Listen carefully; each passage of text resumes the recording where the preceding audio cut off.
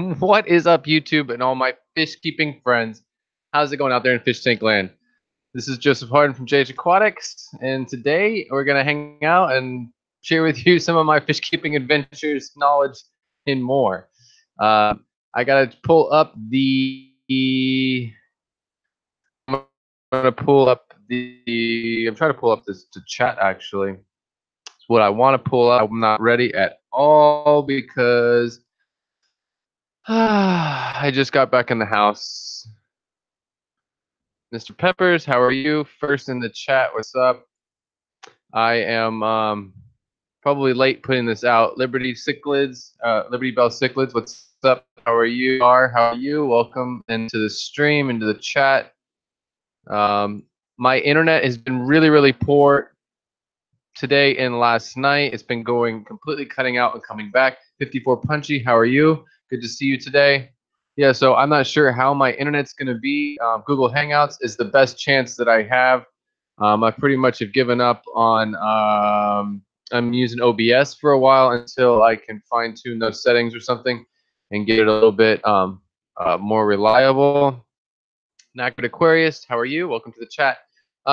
So I'm trying to keep this short and sweet today because one, the internet's not working that well, and I don't know how reliable it's going to be. I'm sure that I'm a little choppy today. Be whether or not I look like Legos, I'm not sure. I'm just going to go with it for about a half an hour here today. Number two reason for that is that if you're on the island, it's a good time to be outside and not inside. So I'm going to be going out to film. I filmed for another website as well on the side, so I will be filming some footage and more still images and whatnot for the vlog, which is a vlog or blog, really, which is a separate website that I do some work for, which gives me access to some of my lenses that I have and one of the cameras that I have that I don't even really use for my content because it doesn't have an audio input. So that being said, I'm gonna keep it about a half an hour. Yeah. So whether or not it's choppy or not, just so that I can get back out of the house today. I left and went out for about an hour before my stream. Took the camera, had my bag packed with all of my lenses and everything I needed and tripod. And what did I forget? What one very important thing that I forget? I forgot this. The most important thing of all. I forgot this. Yeah, good stuff. Can't really do much without an SD card, right? So I had to come back to the house to get this, and at that point, it was pretty much time to stream with you guys. I'm gonna go back out and get some footage. I really want to play with the new camera.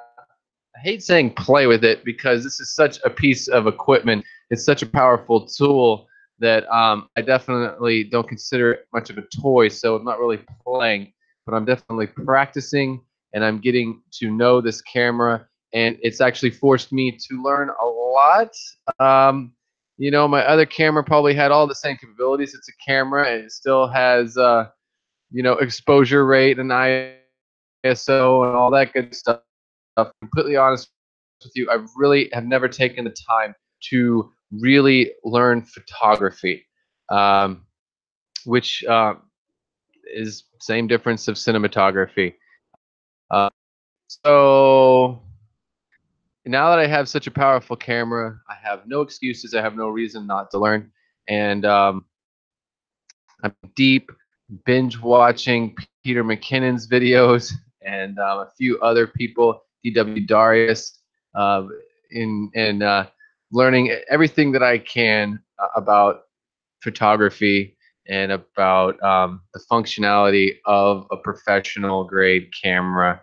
It's looking good though, isn't it? It looks so nice in this. It looks like a tank in this cage, and I love the hand car, the wood, custom wood grip here on the side, which actually has a little lip, so that you can pretty much just hang it right from there. I do have a neck strap and avoid a heart attack. Yeah, Yeah, I was out today, and I was like almost sweating holding on to this thing because I did not want to drop it. But I keep it on a tripod, actually not a tripod, which also makes it kind of scary. I use a monopod at this point because it's really easy to carry around with me. But the monopod can be a little dangerous in windy situations. Um, but yeah, this time when I leave the house today, I will remember to bring these guys so I have something to do.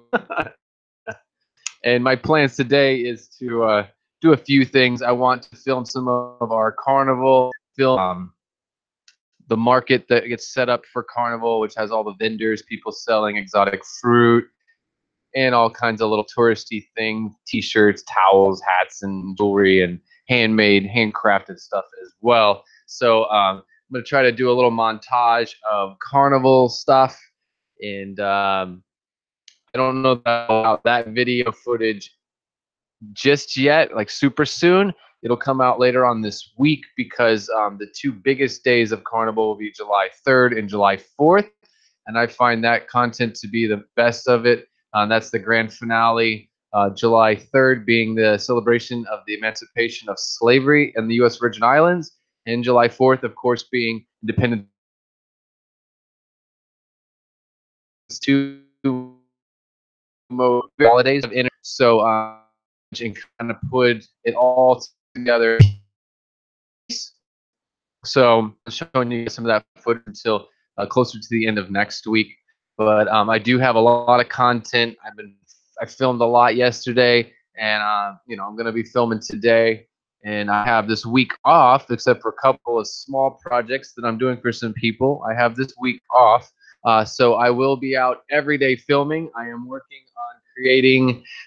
on creating a underwater an underwater tray for my GoPro. Now, the GoPro, when it comes in the box, it comes displayed on this little platform, right?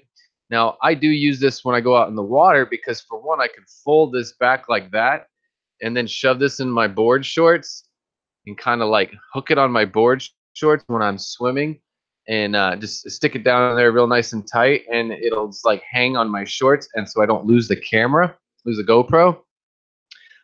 Plus, it makes a nice platform to hold it by as well. Or I can just sit this on the bottom of the ocean and get a shot using this platform. But I'm gonna take, seeing how it's nothing really important. It's just the display piece from the box. I'm going to take. I haven't even looked at the chat. Does everybody hear me? My mic looks good over here. I'm getting readings over here on my board, so I figure I'm good. Daryl Dimmer, what's up? Welcome to the chat. Good to see you. Cecilia Javi, welcome to the chat. And everyone else that was in here right from the beginning. I appreciate you all showing up. I'm gonna keep this stream short and sweet so I can get back outside and enjoy Carnival while it lasts, and enjoy this beautiful day and get some footage for you guys as well. So my plan here with this GoPro platform that I have is I'm going to take this and either zip tie it or mount it securely to a homemade PVC frame, which you can see many of those DIY videos on YouTube on how to create an underwater platform for your camera using PVC pipe. It can save me $50, $60, $100 on a really simple piece of metal or plastic that they sell on YouTube. I'm sorry, that they sell on Amazon for your GoPro. So I'm going to make a little bit more of an elaborate custom-made PVC platform that I could probably take with me if I can make it where I can break it down still. I'll be able to take it with me to Peru as well so that I can get some underwater footage. But the idea of having the platform is so that you have two hands on the GoPro instead of just trying to hold it with one. And no matter what, when you're holding things with one point, no matter what, you can see you're going to get a little shake. You're going to get a little shake and shimmer out of the shot, which you could see in the video that I posted yesterday when I was filming turtles and other fishes in the ocean. And I really want to improve on my underwater cinematography over the next week or two before I take off to Peru. The waters are probably going to be a little murky and a little cloudy and dirty when we're there. I'm probably not going to get anything like the crystal clear shots that I can get in the Caribbean Sea here. But either way, I like to be prepared. I'm Boy Scout. Motto is be prepared. So I'm going to try to bring what I can to get the best footage possible while I'm there in Peru. So anyway, so I'm going to create this this platform, this underwater tray over this week, next Tuesday, and get myself out into the ocean with it and try to get a little bit better footage. Diva, Madfish Diva, welcome to the chat. Good to see you here.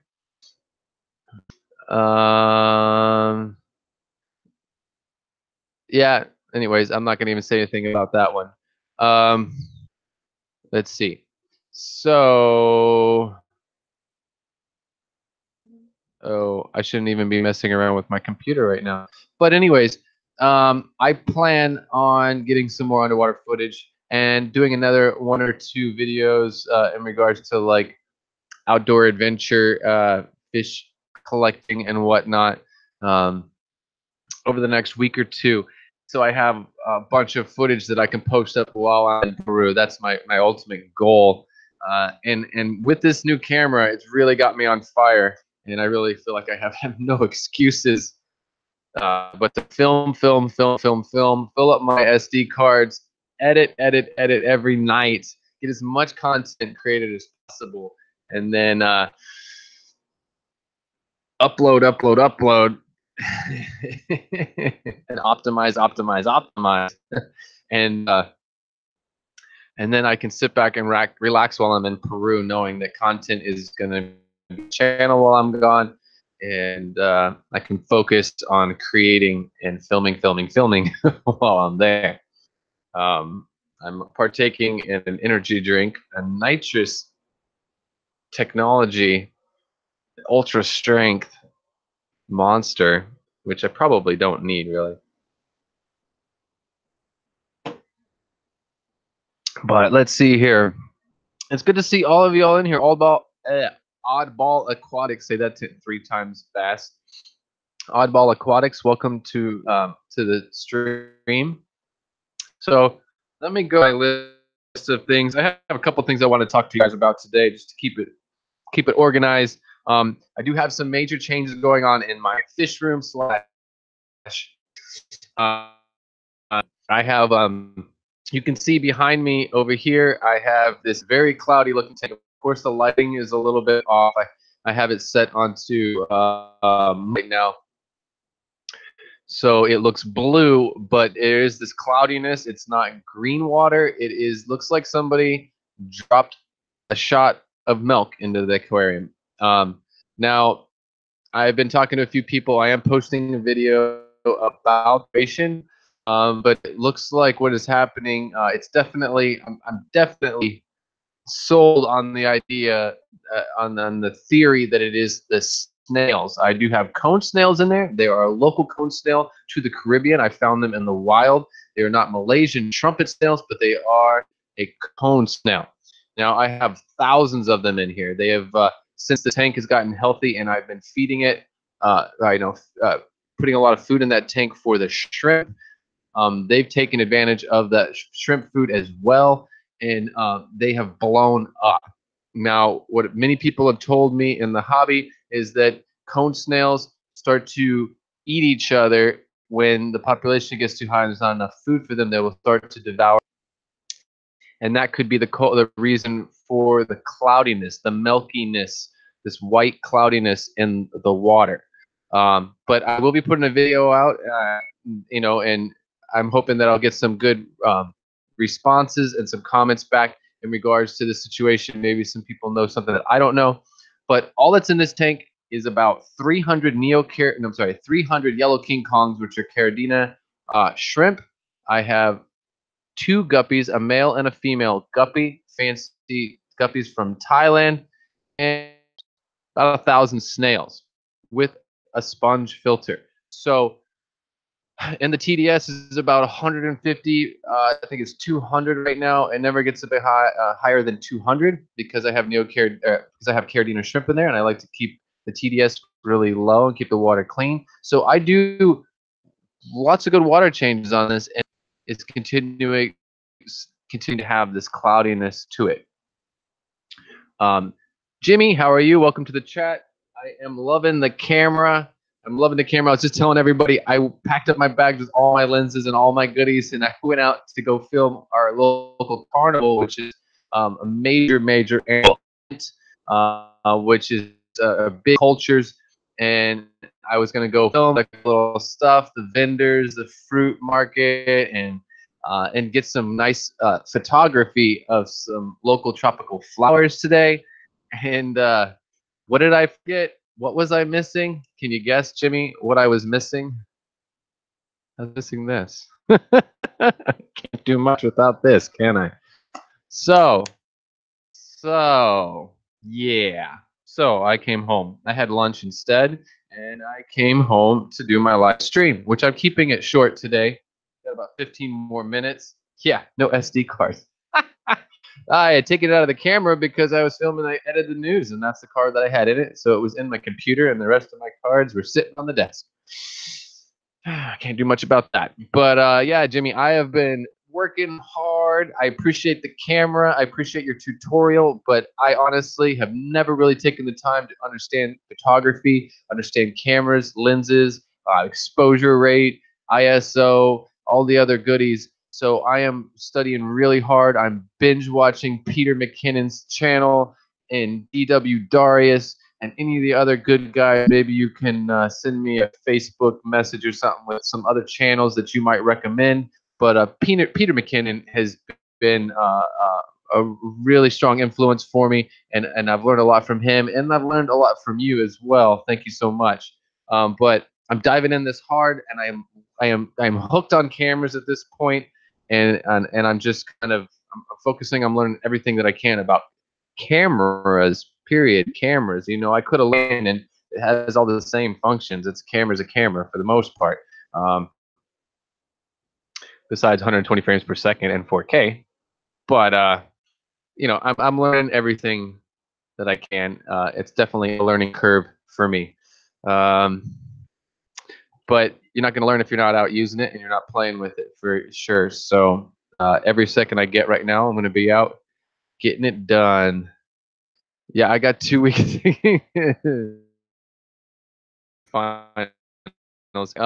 I got two things that I plan on working on. For one, working with this camera as much as I can, and at least fine tuning some settings that work for me. I really like all your settings. I don't plan on really changing some of that, but just learning the camera to a point where I feel comfortable and I know that it's going to work in certain situations. So I'm going to get out into the bush and do some outdoor adventure stuff. So get comfortable with it on the go, hiking on the move. In working on some photography as well, just some still image work as well, because I'm really starting to really enjoy that as well. And then besides that, I was just speaking with everyone else about how I am working on building a custom, because I'm paying 60, 70, 100, $150 for an underwater tray for a GoPro that's just a Hero 3. I mean, I'm not gonna do that. So I'm gonna go ahead and use the frame or the platform that it comes with when you get it in the box. It's this present in its packaging. Use that, which I've used before in the ocean and in the water to create a platform just so I could sit at the bottom of a pool of water at the bottom of the ocean. I'm gonna create a platform out of PVC pipe with two handles and zip tie this or whatever I have to do to secure it to that. And I'm going to try to go out and also work with this to get some underwater footage. Again, try to fine tune and stabilize my underwater footage a little bit more, and take your advice in regards to kicking up my frame rate as high as I can get it on the GoPro. What was the other thing you said to do? Lower the light.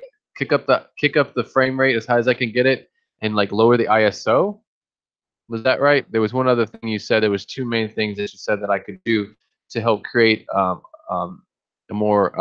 better image to work with and post.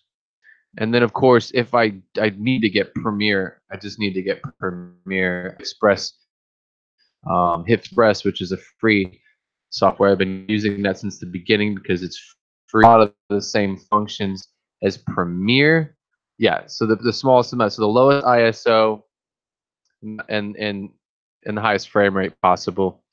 And then in post, now with HitFilms 4 Express, I can do tracking. I can track up to 2 points in the video, so I can do double tracking, and that will kind of tighten up the image. Like if you just track on one image, the image starts to do this thing, or wherever it is, it starts to do this teetering and spinning on that image point that you're tracking, that tracking point, which kind of looks a little off if you do that for a piece. But I've noticed if I can take it and track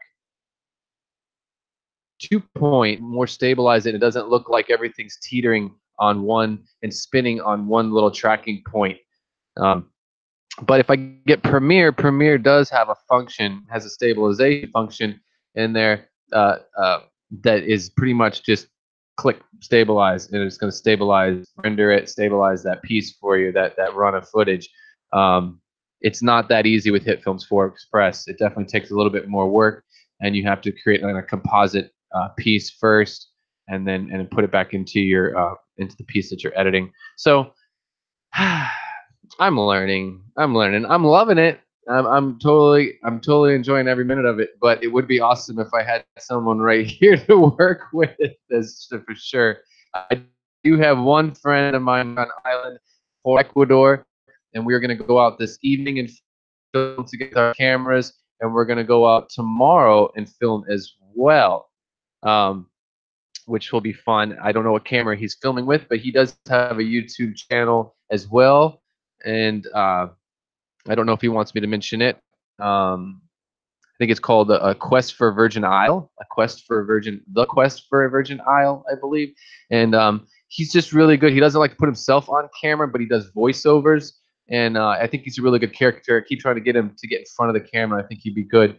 But if I had anybody to be my Jimmy, so to speak, as I've said before, to be my Jimmy on with my channel, it would be my friend Jorge, because he's really good with editing and cinematography as well. So when I get back from Peru, I might be hiring him to help me edit my content, and I'm definitely going to be spending some time with him before I go to give me some tips and tricks and things that I can do to create to film good chunks of content that he can work with. So right, 54 punchy. That's exactly it. Life is an adventure.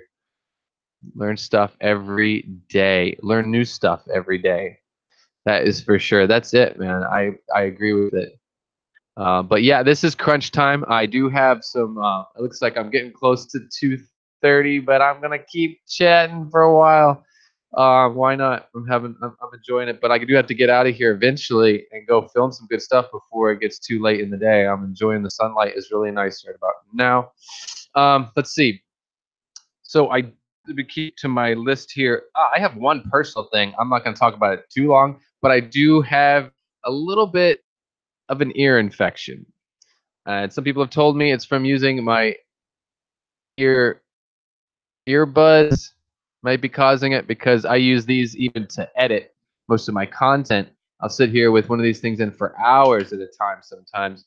And I've been told that that might be the cause, but I'm pretty sure I've even been to the doctor once before. She put the little thing in my ear and said, "Oh, there's no redness and it's really, really clean." And she's like, "You're okay." And I'm like, I'm telling myself and trying to tell her, "No, I'm not okay." I've been having earaches a little bit, and I've definitely noticed a little lack of hearing in my right ear. So I'm kind of a little scared about that, but I'm going to be to the doctor again this week before I leave, and really put the pressure on her to look a little deeper and possibly just give me some antibiotics that might be able to help with an inner ear infection, because there's something definitely going on with my right ear, and I'm afraid that I'm going deaf in my right ear. I think that's what's happening. Kind of spooky. But anyways, that's not anything big until I know the truth behind it. And I've been putting a little tea tree oil, last couple of tea tree oil on a cotton swab, and get it down in there, trying to do a little homeopathic thing the way my mama raised me. Try to see if a little tea tree oil will help. But yeah, I need some antibiotics, I'm pretty sure. Like,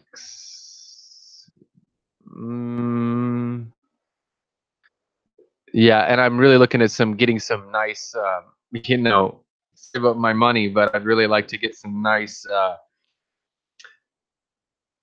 headphones. I've been looking at some, we'll see, but some nice wireless headphones, so that, on ear headphones, so that things in my ears all the time, just to edit content and stuff like that. Let's see. Besides that, learning a new camera, and I've been tightening up my workflow when it comes to filming. Really tight, especially the news. The hashtag community, our community fam, the fish fam, is a nice community, but it is kind of small still. We're about 200 to 400 people, probably a little more than that. But there's about 400 core people that even watch my hashtag fish fam news. I put a lot of work into that piece, believe it or not. It definitely takes about a day, a good solid, uh, a lot. It takes some hours out of me for sure. For one, to all the footage I possibly can find on YouTube, all the channels, and just scan for stuff, make a rough list, and then fine tune that list down to about 10 or 12 videos from that week that I found to be very valuable in one way or the other, or something really important, or important about, and then I create it. But there are a lot of cuts when it comes to when it comes to editing. There are a lot of cuts that go into that piece of content, and a lot of material that I have to put together, and all those images of the thumbnails and everything I have to collect. So it's kind of crazy. I put so much work into that piece. Only about 400 people view that on average. Now I can go out and do a wild fish collecting video, do some outdoor adventure, which is really easy for me to edit because the footage is in order. I'm just going out, turn the camera on and off as I enjoy my adventure for the day. I can come back and cut that up, clean it up in about an hour or so, add some transitions and some music if need be. But most of the part, there's not even a lot of audio or stuff to add to it, because I really like the sound of the animals. I like the sound of the birds in the trees, and the roosters and the chickens in the back, and the wind blowing through the trees. That audio. So I really don't like to drown that out with some kind of music, unless I'm doing some kind of a montage or something. Um, what I'm getting at is, like, I could go out and do an outdoor adventure, like a wild fish collecting adventure, and it's really easy for me to edit. It's fun, uh, and the experience is fun going out and doing it. And I'll get between 1,000, 5,000, up to, I have one video that has 140,000 views on YouTube of me doing an outdoor fish collecting adventure. So it's like, that's really what I want to be doing and what I enjoy doing. It's just kind of crazy how much grinding work goes into making the news, and only about 400 people even see it. Um, but I'm sure that will change in the future, or not. Either way, I will continue to do it because that is my community content. It's part of my equation of creating my channel. It's very important for me to create that community content and to get things out to you guys. I enjoy doing it to a certain extent because I learn a lot about what everybody else is doing, and I get to see other people's content, what they do, their production value, and their production quality, and I learn from everyone else by doing that as well. So I will not stop doing the news anytime soon, but you definitely will be getting a lot more outdoor adventure, not so much outdoor adventure, but related to fish. I definitely will always keep it related to fish keeping and to aquatic creatures and aquatic wildlife for sure, because that's my passion. Um, so um, yeah, over the next week or two, I'm trying to get out as much as I can on the last days off that I have. I'm lucky that because this is a holiday week, for the whole island. That the company that I work for has the whole week off. We got a week off from work, and a lot of businesses will be closed over the next 4 or 5 days. So there's nothing else to do but go play in the woods or in the bush and go play on the beach. Um, I'm gonna go sweat some copper pipes tomorrow for a friend and restore hot water to one of their bathrooms. But besides that, I'm pretty much free to play and film and edit. And this is most definitely crunch time, as Jimmy was saying there. This is crunch time for me. I do have a little bit more stuff coming in the mail. I purchased some clothes off of Amazon. Um, I really thought that they would get here on time, and everything always comes faster than it says. But it was saying, estimated arrival was like July 12th, which is the day I leave, on a couple of the shirts and a pair of the pants that I had purchased. So if they don't come on time, I'm just going to work with what I have. I'm sure I'll be fine one way or the other. But things always come faster than they say. Tomorrow, I should be getting my dead cat for my Rode microphone. That should be in the mailbox tomorrow, as well as 228 gigabyte SD cards, some SanDisk Extreme Pro SD cards. So I have 256 more gigabytes to put into this thing here to take with me. And my goal really is to just dump everything off of all of the cards that I have. Go with this thing full of cards, e-cards. I can get everything possible. I have everything in here from, I got a couple of small ones, but mostly 16 gigabyte, 32, 64, 128 gigabyte cards in here. And with the other 56 gigabytes, I should be pretty good. I do plan on scripting a little bit of stuff before I go. Daryl Dimmer, thank you so much. That's gonna go towards some speech of Peruvian coffee when I'm in Lima. That's my plan there. And at the prices, I probably have some money left over there. Let's see. Where was I going with all of that though? Oh no, I plan on doing some stuff, kind of, sort of. I'm gonna have a filming schedule that I plan on creating for myself to stick with a little bit. I have done filming before. I may not know about cameras, specifics of cameras, but I have been lucky enough to work on film crews before and be involved with creating filming schedules and setting up scenes and working with camera equipment and stuff like that. So I'm going to use all of my knowledge and all of my experience I possibly have to make this the content as good as possible. So I will be collecting some stuff. I will have some stuff printed up, just like facts and information about Peru and outlines of different pieces that I'd like to create. And I'll try to create a little bit of a rough filming schedule for at least about 4 pieces of content. And then I will work with the rest of it as I go. Like, we have 6 days of collecting fish in a row, and we don't know which day, we know where we're going each day. It's kind of one of the things where we're going to sit around the end of the night after dinner and talk, and we'll make a plan for the next day. And every day will be different, and it'll be different and based on whatever we did that day and what didn't work out for us. If we didn't find what we were looking for that day, well, we're going to go to another spot and look for that same fish maybe the next day in a new location. So that's all kind of up in the air day by day. Just roll with that and just, roll with the punches there, so to speak, when it comes to that. But besides, the collecting of fish, I definitely have some specific pieces of content that I'd like to put together.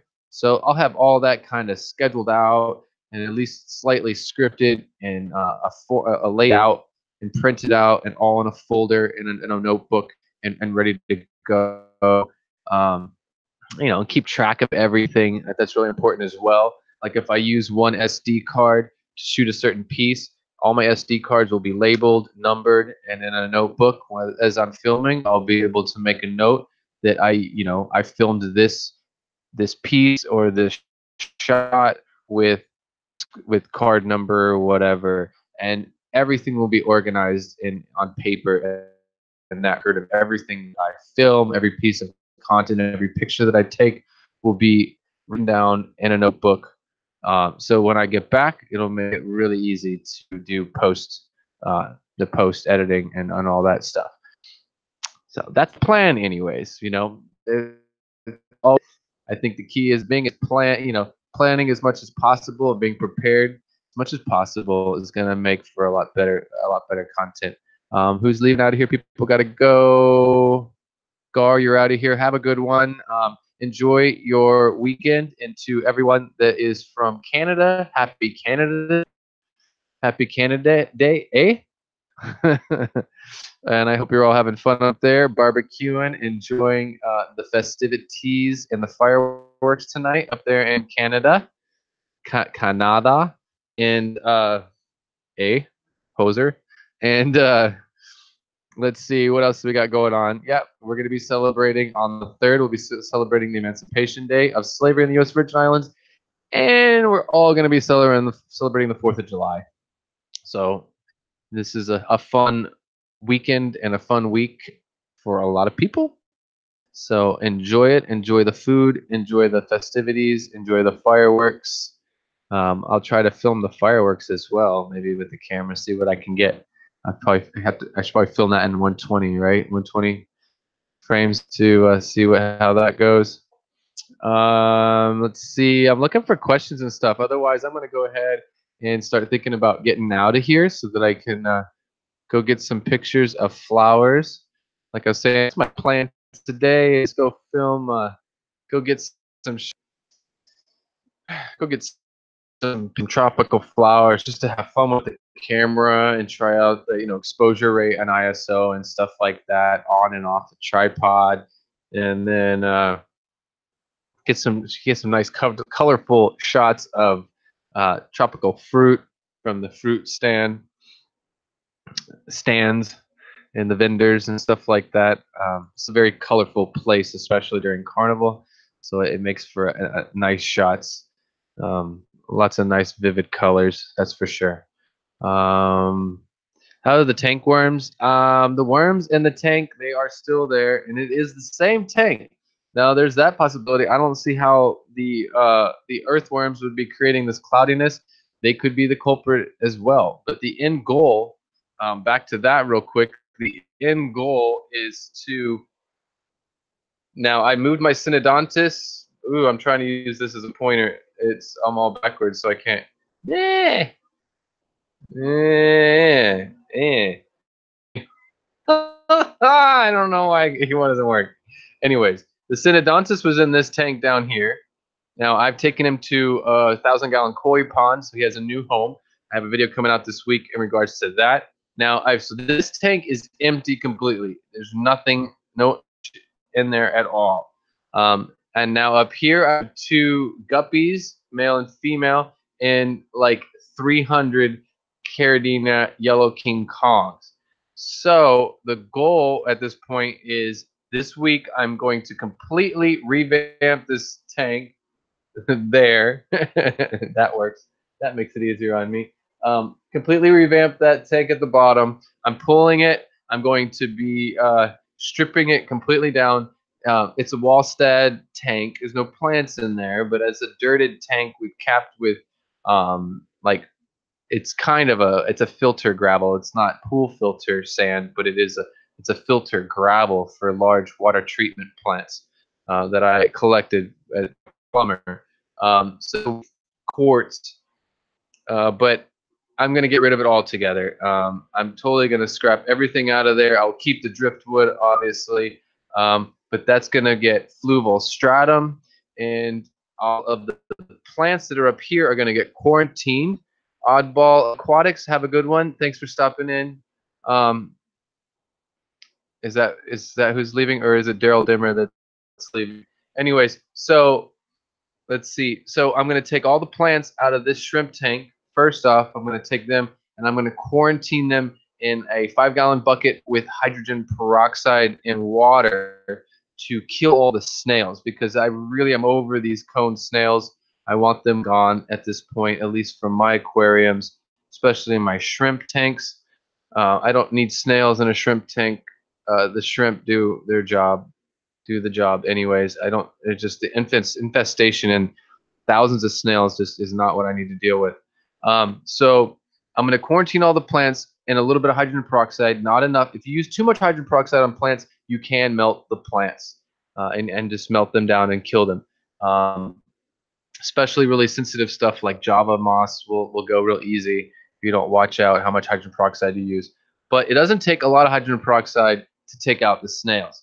So I'm going to quarantine all the plant nails from the plants as best as possible, and then transplant those into fluval stratum in this bottom tank, and collect as I can. Slowly take my time because there's lots of little microscopic shrimplets in this tank. There is at least 300 yellow King Kong caridina shrimp in there. So I'm going to give the bottom tank a little bit of a chance to cycle somewhat, and I'm going to the shrimp possible out of the top tank, and I'm going to take my time slowly so I don't lose any shrimp, like as little as possible, and get them down below. I am sending some of my shrimp off to Priscilla MK Arts. She was interested in some of these yellow King Kongs, so I will be sending a box of those off to her, so she'll get some of them. And then in the end, I can completely tear down this tank as well. So a dirted Wallstead style tank capped with gravel, and I want all those snails gone. So this top tank will also get completely revamped and get fluval stratum. Uh, and at this point, it will probably become a shrimp tank maybe as well. Kind of been a little hooked on shrimp. But either way, I've also been just trying to get rid of a lot of fish. Um, I took away about I don't know, about 15 or 20 fish, and I also dropped about 10 red cherry shrimp out of this tank. I dropped about 10 or 12 of them into this koi pond. There's no koi in it since the hurricanes, but I'm calling it a koi pond. It's a 1,000-gallon pond with a waterfall. You'll see it this week in a video that I'm doing. But I went ahead and threw some shrimp in there too, just to see what would happen. See if we get some shrimp out of it. See if they go crazy in there a little bit. But I got rid of about 15 or so fish from my fish room this weekend. And I'm just really toning everything down so that there's not a lot of maintenance while I'm gone, that there's not a lot for anybody to really deal with. I can get more fish in the future. I'll probably maybe start playing around with a little bit more breeding when I get back. So I'll go take a few fish from places that I've given them, friends' houses, and people that I've given fish to.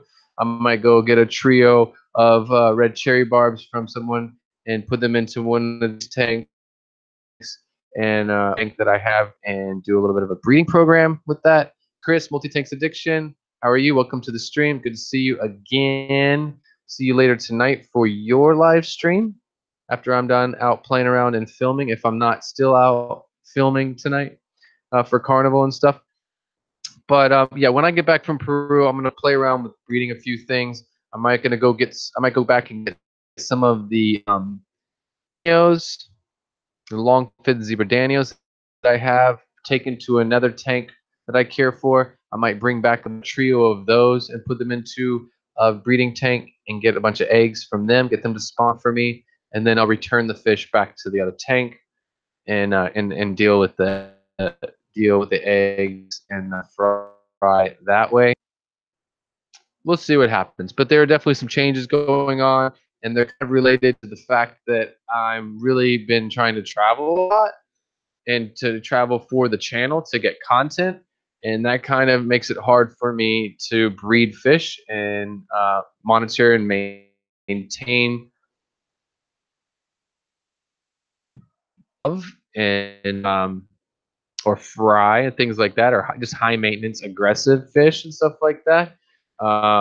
At this point, the most aggressive fish I have is Elliot, my snowflake brackish water moray eel. and my two angelfish right today. My two angelfish pretty well on their own, and I'm not worried about them because it's just a mating pair. So unless they beat each other up in the flirting process, they're safe as well. And I do have a lot of frozen shrimp in the freezers, so I can have somebody break off every 2 or 3 days, break off a shrimp, defrost it, and clean it and drop it into the tank for Elliot, and he's a happy camper like that. He just prefers his fresh shrimp. Let's see any questions. Let's see. How much do I dilute the hydrogen peroxide? No, hydrogen peroxide, like for quarantining the plants, it would be much stronger than what I would use to treat algae. I wouldn't put more than I keep it lighter than what some people say. Some people really go crazy with it. They say like 1 or 2 milliliters per gallon. That to me would gas your fish.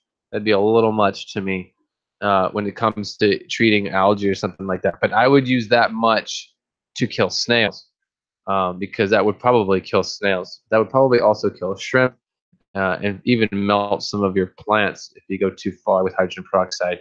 Hydrogen peroxide, I consider it to be dangerous. It is an caustic. At least it's an oxidizer. I don't want to say it's caustic, but it's it's dangerous. I mean, in higher concentrations of hydrogen peroxide could even burn your skin. So I use gloves even when I work with the over-the-counter stuff because it can definitely affect your skin and leave white spots if you're working with it too much and directly on your hands. But when answer the question, how much would I dilute the hydrogen peroxide? I would probably go with the 2 milliliters per gallon. And now I'm talking about using that to try to kill snails, but not melt your plants. There's a fine line there. That's the problem with hydrogen peroxide. I really don't recommend it for the people to use too much because you can melt your plants, you can gas your fish, you can do a lot of damage with hydrogen peroxide. It is powerful, that's why it works, but it can also kill everything if you overuse it. Plus, the thing to keep in mind, if you're trying to use hydrogen peroxide to treat something, it's just a temporary fix. It's just a temporary fix. It's not solving the problem. If you have algae in your tank, you either have too much light or your TDS is too high. You have too many nutrients, nitrates and nitrites and whatnot in your water column, and there's food for the algae. They have a way to survive because there's food for them to consume, and you have a lot of light for them. So if you don't change what caused it in the first place, you're not really doing yourself any good by like nuking your tank with hydrogen peroxide. It's just a tip. Now, if you were trying to combat something like green, and now you're going to use hydrogen in conjunction with putting a UV light in your filter system, temporarily changes to kind of completely neutralize a green water situation, yeah, it makes sense to do that a little bit, but that's still a temporary thing. You're not going to do that all the time. You don't want to be using hydrogen peroxide every week in your aquarium to combat algae. You're going to be killing a lot of other microorganisms, just like you're going to kill snails with it if it's too strong. You're going to kill all kinds of awesome nitrifying bacteria and protozoa and stuff like that that are important and beneficial to your aquarium. So you're going to actually be destroying your nitrogen cycle by using hydrogen peroxide. So you have to really think about it, and you have to use it lightly, and it's not a long-term dosing agent for your tanks. I would never use it that way. I would probably only use hydrogen peroxide to either quarantine and kill snails in a bucket, not the tank, to neutralize snails in a bucket and get them off the plants. Like when I quarantine plants, anytime I get plants that come in, if they came in healthy and they're not already melted, they're going to go into a bucket with hydrogen peroxide. If not, they're going to go into a tank of their own with light so that I can get the plant healthy again. And then it's going to get nuked with a little bit of hydrogen peroxide, or just to try to get the snails off. So I'm not transferring other hitchhikers into the aquarium or some kind of algae. that's going to cause my water to go green like that. Priscilla, welcome to the chat. It's good to see you. You are late to class. Late to class. We'll talk about that after class. Anyway, let's see. There's not much else to talk. I'm going ahead and making this a 1-hour stream anyways, I guess, because I like to talk a lot. Priscilla knows that, though. She gets it.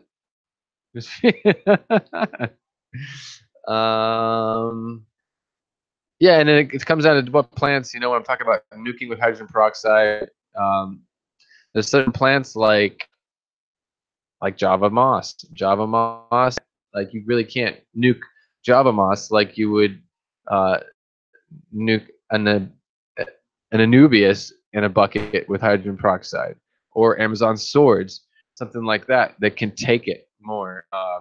I've noticed that even Hygrophila augustifolia is a little sensitive to hydrogen peroxide, and the leaves will melt back and stuff if you use hydrogen peroxide. Let's see, other stuff. There's a lot of different plants that just can't take it. So it's all about what plants you're trying to quarantine and nuke the snails off of them and stuff like that.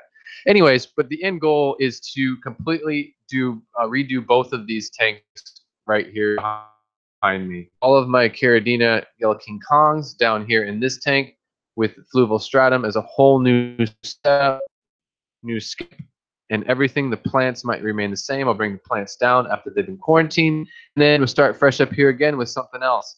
I might actually bring my blue bolts over into this tank, or at least pull my really, I don't know, maybe pull the best of the best, my show quality deep blue bolts, the best of the best, pull them over into this tank and try to isolate out my the characteristics that I'm favoring in my yellow king kongs. In my blue bolts, or even do that with the yellow king kongs. Get my really, really nice solid yellow king kongs, carry them back up to the top tank here, and leave the rest down here as kind of like a cold tank, or just the rest of the colony, and just pull the best of the best from the colony into another tank. Yeah, and I will be doing an actual video soon enough about my blue bolts as they continue to grow. I have lots of little microscopic shrimplets in there, and I need to talk about in the video about how I killed a whole bunch of blue bolt shrimplets, and a very, very simple. I'll touch on it really, go into a little more depth in a video. The only thing that I changed, one night I put 5. It's a 10-gallon tank, and I put 5 tank that had already been boiled and sterilized right before, boiled, sterilized, cooled off, and dropped into the tank. And overnight, I lost a whole bunch of shrimplets. Now, all of the adolescent shrimp and the adult shrimp were fine, but the microscopic 1 day to 1 week old shrimplets died. Like, I probably lost 10, 12, 20, probably more than that. And only theory there, I lowered the pH very rapidly by putting 5 Palestinian almond leaves in at once. I increased the tannins and the TDS slightly, and lowered the pH maybe almost a half to a whole point overnight by putting so much biomatter, putting those leaves in the tank all at once. Maybe I should have put one extra leaf in every day for 5 days, and slowly lower the acidity, raise the acidity, lower the pH of the water, and slowly be increasing the tannins. But it was kind of a shock, which is crazy because you'd think that wasn't going to be something that would actually kill shrimp, but it can happen. Happy trails. Oh, we have happy trails hiking. I was thinking of happy tails, right? Happy tails, which is another animal, a pet channel. But happy trails hiking. Yeah, it's good to see you. I'm sure that I met you through Yankees Outdoor Adventures, through my adventures coming up, as well as my trip to Peru, where I'll be going up into the mountains to collect exotic freshwater tropical fish. I'm specifically looking for tetras. There'll definitely be lots of corridoras and other things like that. But personally, I'm really nice cold water stream tetra, and maybe something new, something new and different. And I plan on going as high as everybody else will let me go. 18,000 feet, something like that. We plan on going maybe, and it's all upon it. All it depends on the weather. Depends on what our weather's like. Right now it is about 62 Peru, so it is the winter time. It's the heart of winter in South America. So there will be snow in the Andes. We will see snow in the peaks above us as we're hiking. But hopefully there will not be snow up at about 18,000 feet where we will be going. And the place that we're going to be staying is about a bus ride away from Machu Picchu, but we will not be making it there this year. Next year, I will be going to Machu Picchu and spending a lot more time in Puerto Maldonado and Peru, and maybe my way to Ecuador as well for a week or so if I can get away with that. So we'll see how that goes, but I do plan on spending more time in Peru next year. I'm planning now to make it happen. I roll. You got to make things. You got to plan. You got to say you're going to do things, or you'll never get there. That's pretty much how this whole channel has worked out for me. And all of my experiences lately in my life is I've manifested them. I tell myself and have faith in myself that I'm going to do something, and I make it happen. I don't say I'm going to try. I'm going to do. Just like I'm going to be in Peru, and I said I'm going to be in Peru camera. I got a new camera. It's thanks to you and the support from all of my viewers to help make that happen. I really do appreciate it. But I'll be completely honest. I would have done everything I had to spend money I shouldn't spend to get that camera anyways. But I do appreciate all of y'all's support. It's very emotional for me. More emotional for me, honestly. It's heartwarming. It's motivating. It's inspiring. It means a lot. And just like I was saying, I'm going to be in the aquatic experience again this year, and I will be there. I will be shacking up with Daryl Dimmer. He's in the chat, but I will be bunking up with him in a room, which I really do appreciate. He's offered up his hotel room to me, and I really do appreciate that. So I will be staying there with him, but I will be making it to the event for the whole time, as I did last year, and doing my hashtag FishFam news interviews, hopefully with a lot of new channels, and hopefully the hashtag FishFam will represent double what they did last year. It was pretty impressive last year, but I can only imagine as we pump this whole thing up and we rev it all up that this year there will be a lot bigger outcome, a lot more people from hashtag FishFam, from the community there, supporting and representing with red T-shirts as we did last year, making our mark on the aquatic experience. So we'll see how that all goes. But yeah, the aquatic experience is a truly awesome, an awesome experience. It's an awesome convention. It's very much a family-friendly convention. It's a very positive event. I have heard about other conventions that are a lot more of a party and a lot crazier.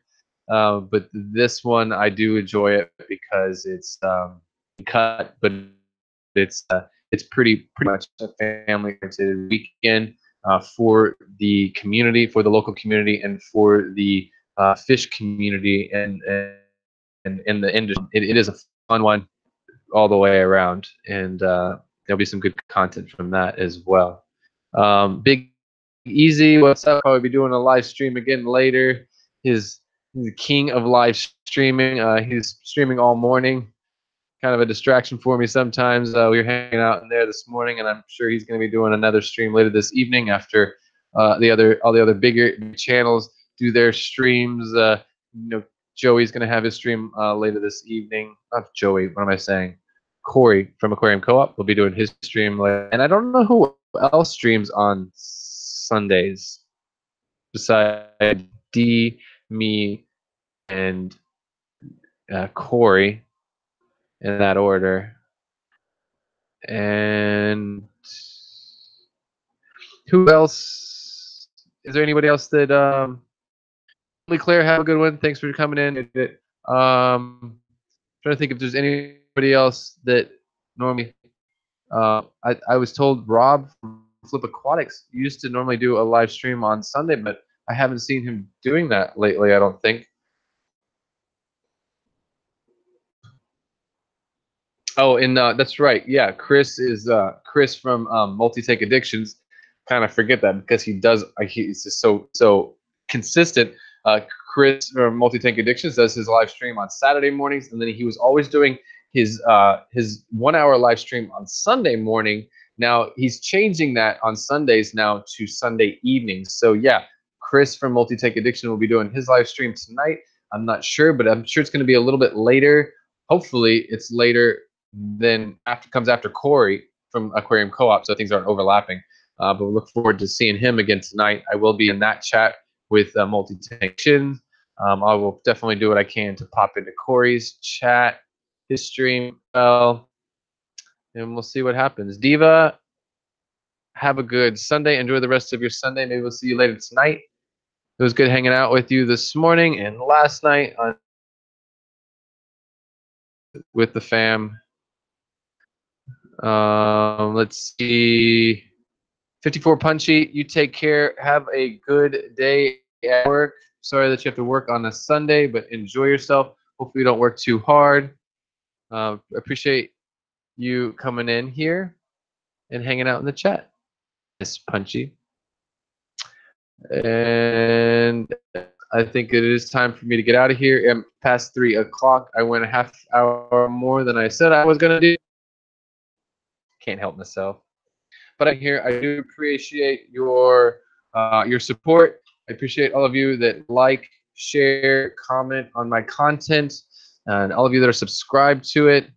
And it is my inspiration. It's my motivation to keep going and to continue to make positive, valuable content to the best of my ability. And there's much more to come. So I want all of you to have a wonderful rest of your Sunday. Enjoy your 4th of July, and happy to everyone in the Virgin Islands, and happy Canada Day to everybody up in Canada, eh? So thank you guys once again. Have a good one. And remember, guys, keep your tanks clean, your fish fed, and have fun.